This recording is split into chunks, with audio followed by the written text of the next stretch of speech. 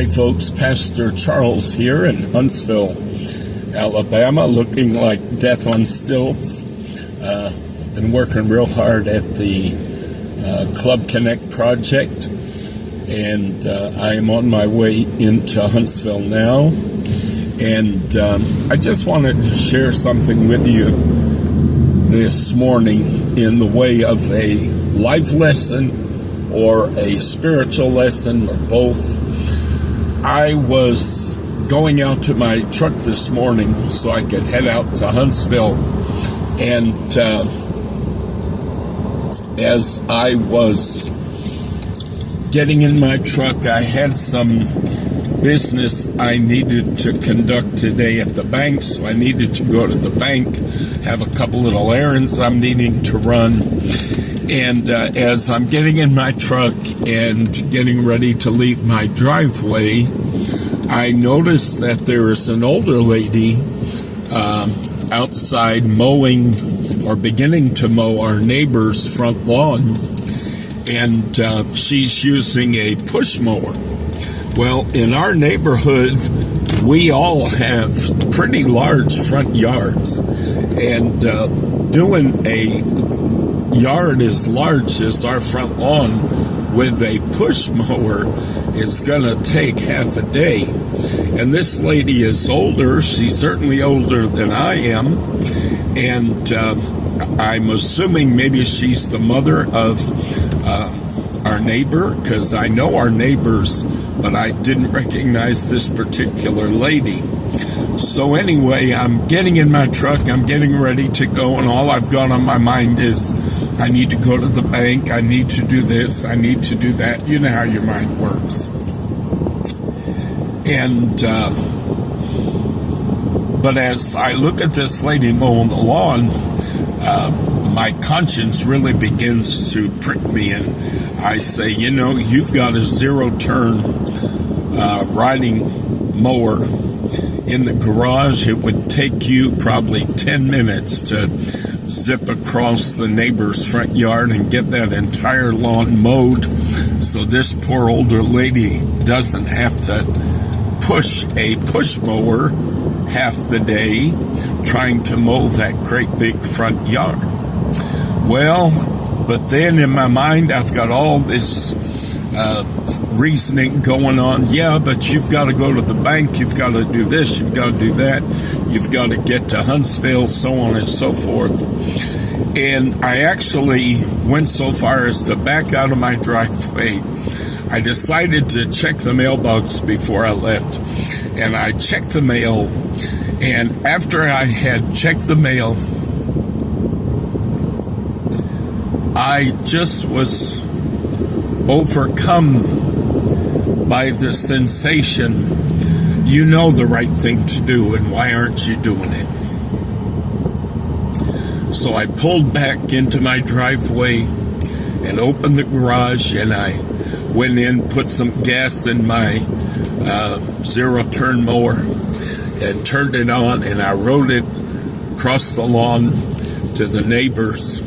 And I just kind of waved at the lady, and I was wearing a face mask because I'm allergic to every kind of grass and weed there is. So I have to be real careful when I mow lawns to wear a mask, you know. So she couldn't really see my mouth, but I kind of waved at her, and I said, I just want to help. And I began to mow the lawn for her.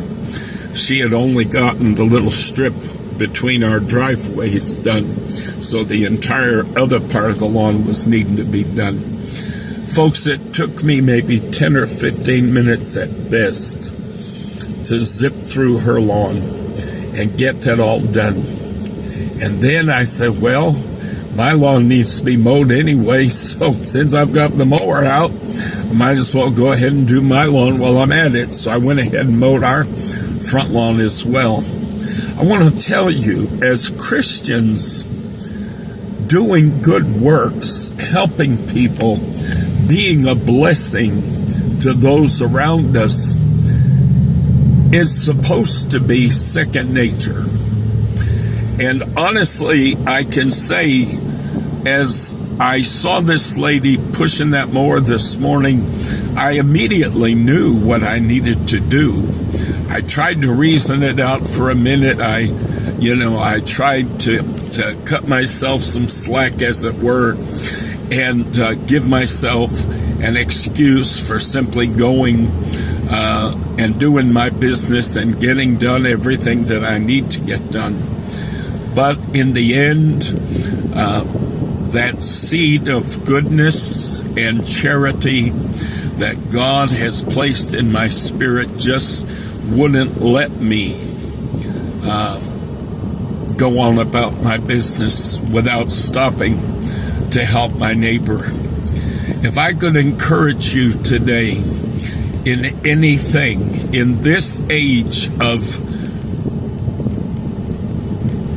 counterfeit Christianity, in this era of fake Christianity, people calling themselves Christians, identifying as Christians, but not behaving as Christians, not loving, being charitable, being merciful, being kind, being generous, being helpful. Let that seed of goodness, let the Spirit of God rise up in your soul and encourage you every day in every situation to stop and take a moment and be a blessing and be a help to somebody. Our world needs this today. I can tell you this neighbor, I'm pretty sure, has probably the exact opposite political views that Tommy and I hold. But that doesn't matter. In the end, as I like to say, the way to receive blessing is to be a blessing.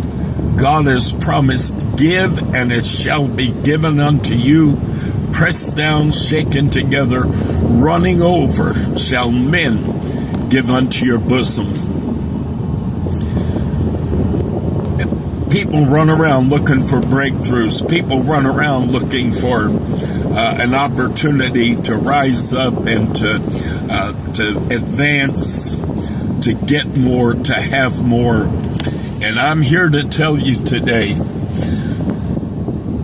the best way to achieve that success that you're seeking, the best way to attain that blessing that you're striving to lay hold of, is to be a blessing.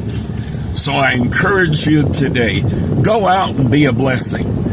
Till we see you again, God bless you in Jesus' name is my prayer.